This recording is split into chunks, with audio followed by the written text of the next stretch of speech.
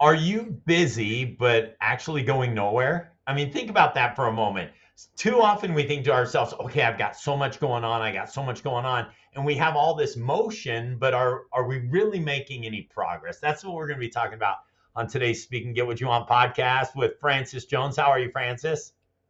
I am fantastic, and this subject speaks to my heart, and not in a good Well, way. it's interesting. You and I were talking about this.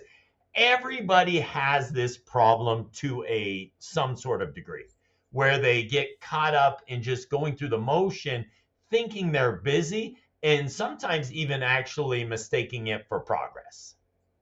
Yeah. And unfortunately, those who have spent a lot of time in corporate America, some of these individuals even get rewarded for this kind of behavior. Oh, I think it's more than some of these. I think that's it. I think that happens a lot, and I'm sure we're going to get into it. That is detrimental on so many levels, but it's just a cop out. It's just, I think it's too easy for managers to look at checks on a ticks on a page. How many checks did I mark off today? Oh, this guy marked off 15 things. That guy only marked off 3 things, so he's the more productive one, because they're just not willing to, not able to, whatever, to get down and to figure out what was the most impactful thing versus what was the most number of things that got done. And I think it in most cases it's because we're lazy.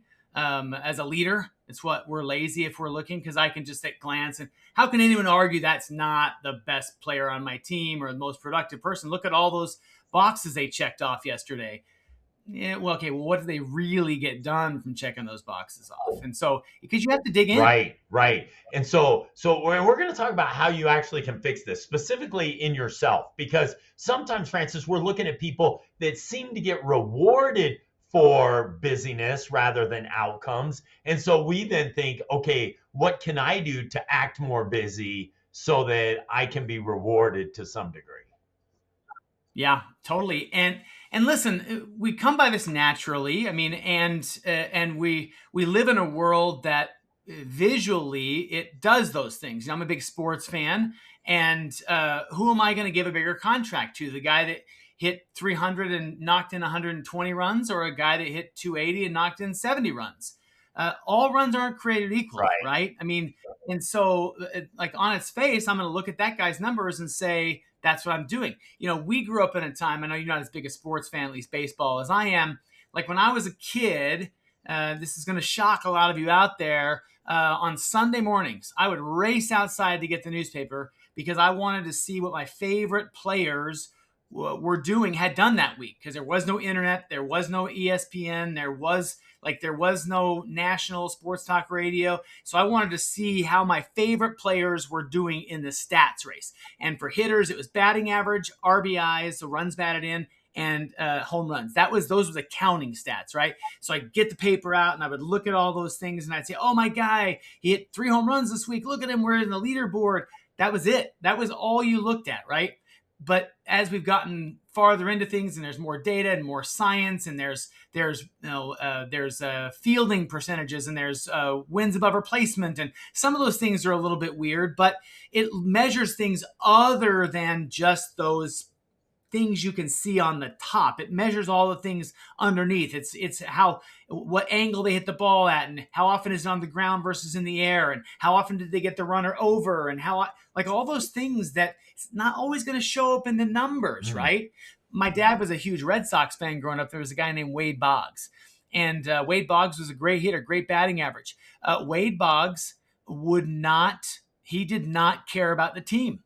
This was not a secret. If there was a man on second base, if there's a man on second base less than 2 outs, your goal is to get him to third base. And sometimes that means you're going with the pitch to get it to the right side, so the guy goes to third.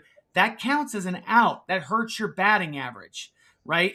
But it helps the team because the guy's now on third base, and you can get him home on a on lots of different ways. But Wade Boggs, he was always going to try and make his batting average better as opposed to let's get this guy over. And so we get so myopic about the counting stats that we lose track of the other things that might matter even more. And it's lazy. It's just we get lazy and we just get too focused on things that don't matter. Okay, so so those that are listening are going, okay, Francis, I hear what you're saying. All this is going on. It's the way we navigate life sometimes. We just get caught up in the busyness of things, trying to make ourselves look productive. How do we get focused on outcomes so that we don't fall into some of those traps? Because like we said, people seem to be getting rewarded for that kind of behavior. But by the way, it's limited reward because eventually Correct. they're exposed, right? And we've Correct. seen that time and time again where people do get in that busyness and they're saying all those things. Eventually they're exposed, and eventually people realize who they are and they move on from them. But how do you avoid falling into that trap of busyness and really focus on outcomes instead of busyness?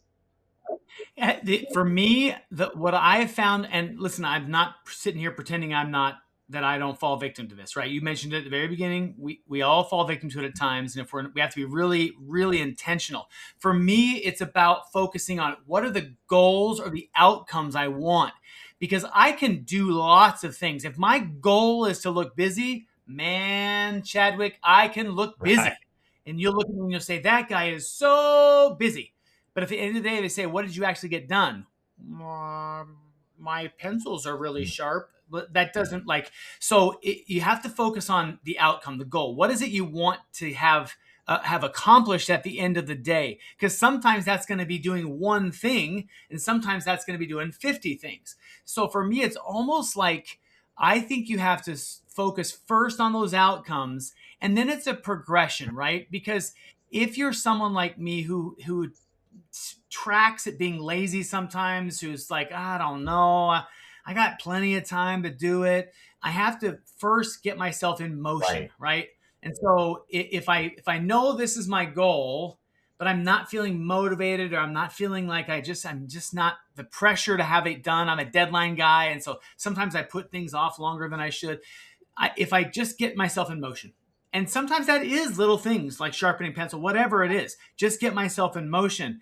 But that's where the work begins, right? Okay, you've gotten yourself in motion now, Francis. All right, big boy. Now, what do you have to do now to make real progress, not just superficial progress? Because sometimes, the old saying, fake it till you make it. Sometimes you just have to fake it. You just have to I'm not really feeling it, so I'm just going to get moving. But eventually, you have to make it, right? And so I think setting those goals, and it's like, what are those objectives that I want to have done today, tomorrow, next week? It's what we talk about in the academy with our 5-year, 3-year, 1-year, 90-day plan, right? If I look at 5 years and I say our goal is to have 10,000 people in the academy, well, I've got 5 years to do that, Chad. Right. I've got 5 years. So do I really have to work on the website today? Do I really have to work on a new course? I got 5 years. Right. Okay, well, what if we break that down into little steps? You're not going to get to 10,000 unless you have a lot of little things, which is the 3-year, 1-year, 90-day plan. And so you focus on those goals, and then you start taking action.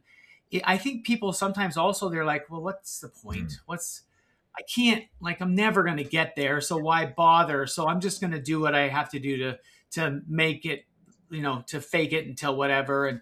And so for me, that's really what it comes down to. And I think what you said there, Francis, with the fact that you have established goals, that gives you a framework for you to then not get caught up in the busyness and get really focused on what you want to accomplish, right? So many people get caught up in that busyness because they don't have a basketball court. You staying with your sports analogy, they don't have the lines drawn. They don't have the basketball hoop set up. So they're just out dribbling the ball because they don't even know what they're shooting for. And so when you think about what do I really want to do to make sure that I don't fall into this trap, I think step one is to really notice what you and I talked about a second ago, is understand that person who's validating themselves, or that person who's determining their worth by busyness. will eventually be exposed. In almost every Mm-hmm. case, they will eventually be exposed. That's number one. And then number two, Francis, is understanding that if you get clear on the goals you want to accomplish, then all that noise of the other people around you, that's going to go away because you're dialed in on what you want and what you're trying to hear. Yeah, absolutely. And I think going along with that is the elimination of distractions, Mm. right? It's in today's world, like I remember my first corporate job. I worked at the Vanguard Group. I'd worked other jobs, but that was my first office job where I sat at a computer and I was processing trades and I was the investor information. But I worked, in order to get in, I worked 12 o'clock to 8 p.m. So, because we had to cover the East Right. Coast, right? Because you're not going to have people in Pennsylvania work until 11 o'clock because then you got to pay a differential. So I was working 12 to 8.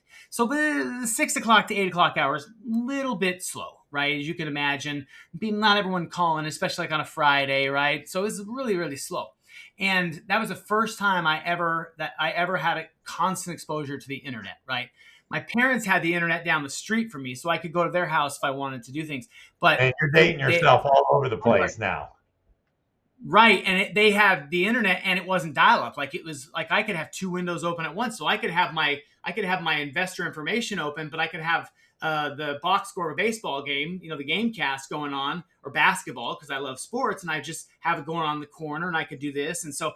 But that was one window with one thing, and now we have computers that are more powerful than anything our parents ever Right. saw when they were growing up in our pockets, and we're so distracted with text messages and TikToks and Facebook and all the news outlets, even if they're noble things. I'm not even suggesting those things are Right. bad, although some of them, in moderation, I think any of them are good. But even if you're like, listen, I'm a religious guy, you're a religious guy, I'd say the same thing about having the scriptures in my pocket, right? Like if I'm just on there reading my scriptures all day long, that's still a distraction from the goals, unless that was my goal, right? But we have so many distractions we didn't have before that you really have to focus on what those goals are I want to accomplish and what do I have to do to get those done, right? You have to be willing to let those other unimportant things go. Otherwise, you will not be successful. You can't. Well, and the reality is, if you will just think that sometimes the biggest distraction, Francis, let me just say this real quick, is looking around and watching all those busy people appear to Oh be yeah. successful. You know what I mean? That's a big distraction. And so we're sitting around going, wait a second, they appear to be successful. And when our goals are not clear in our mind, then we're much, I'm not saying you don't get distracted or the temptation of distraction's not there, but you are more focused and have a greater ability to withstand those distractions when you have the clear goal in front of you. Absolutely, 100%. When we first started building out Academy and we started looking at our courses, I would start working on stuff.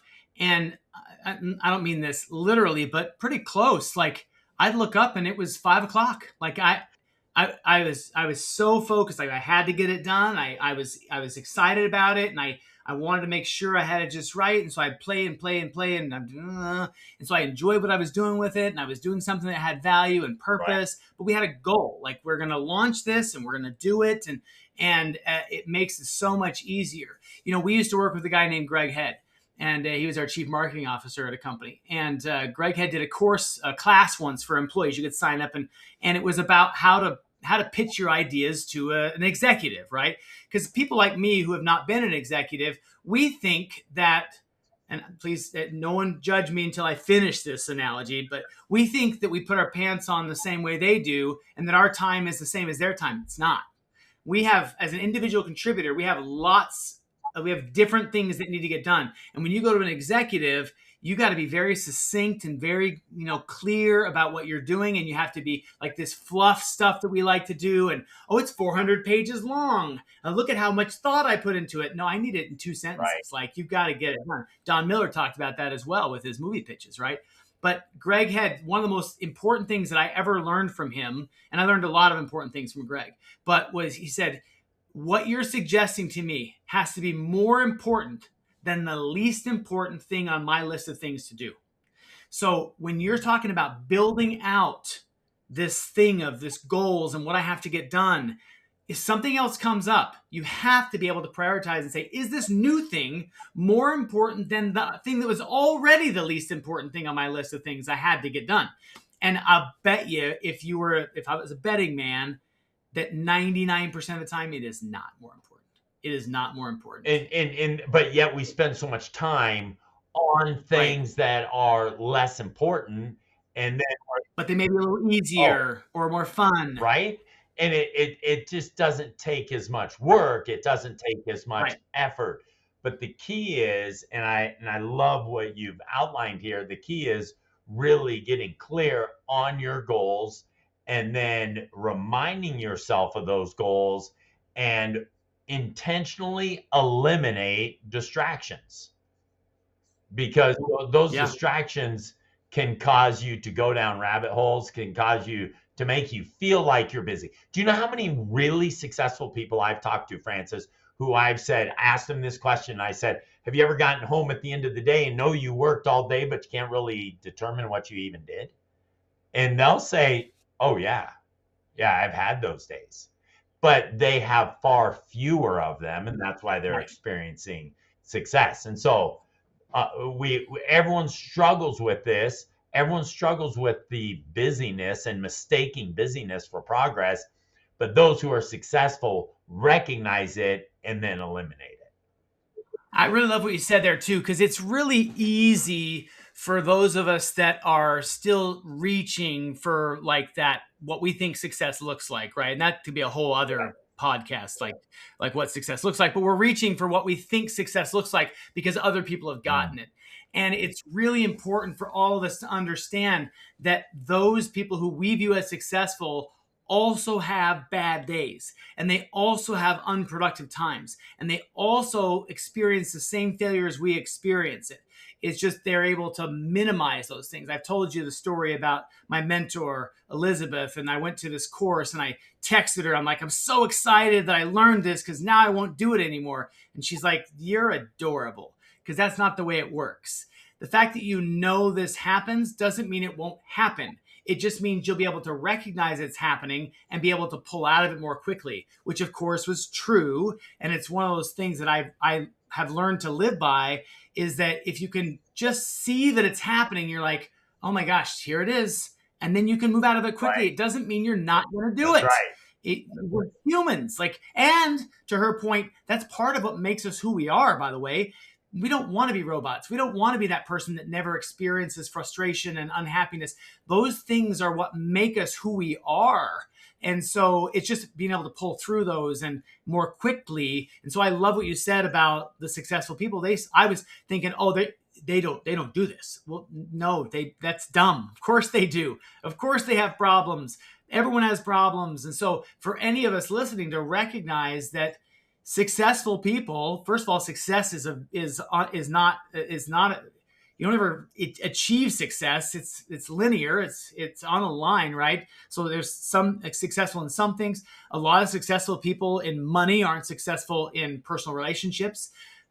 Maybe they struggle. Like I've talked to many. I used to work at a culinary school. Lots of really successful chefs that couldn't stay married to save their lives. It's not because they're bad people. It's because their balance was out of whack, right? So we got to be really careful about focusing on what success means anyway. Right. But I really like that. That's really impactful. Like they have problems with it too. No question, but I do believe, and those everyone listening, the main takeaway from what we're talking about here, Francis, is recognizing that, oh my goodness, I'm getting caught up in that trap of thinking that busyness is progress, and Yeah. then pull back and stop and go, okay, why am I thinking busyness is progress, and is it because I'm not clear on what I want my outcomes to be? I'm not clear on Yeah. what my destination is.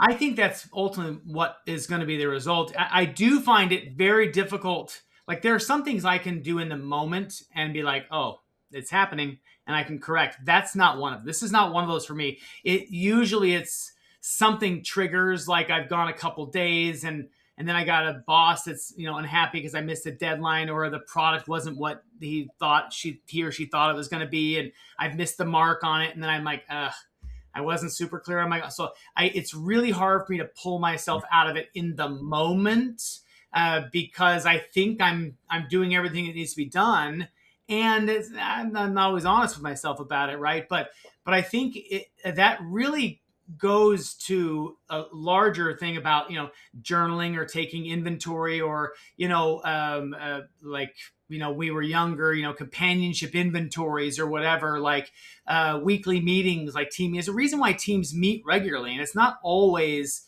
why we think it is. It's like we need to be able to check back in and correct the course. And if we never talk, we don't know. And so having someone, a thought partner, or having our goals written down, whatever it is, we've got to be able to see where we're offline, right? Well, and everything you're saying though, Francis, it goes back to what do you mean you're offline? Offline of what? Everyone needs to Right. know where you're going. Everyone needs to know the direction you're headed. And whether it be you and your spouse, or whether it be you specifically, just needing to know this is where I'm going. This is where I'm going. So the busyness of people around me, or the people pretending they're busy, and in corporate America, when you have people say things like, "Oh, I'm sorry, I just don't have time for that," and you're referencing a movie or whatever it is. I don't have time to watch movies. I'm so busy doing Right. whatever it is. The reality is we all have the same 24 hours. It's just what's important to you. And what we have to make sure we're all clear on is what is important to us, what is the outcome look like, and what are we going to do to get there.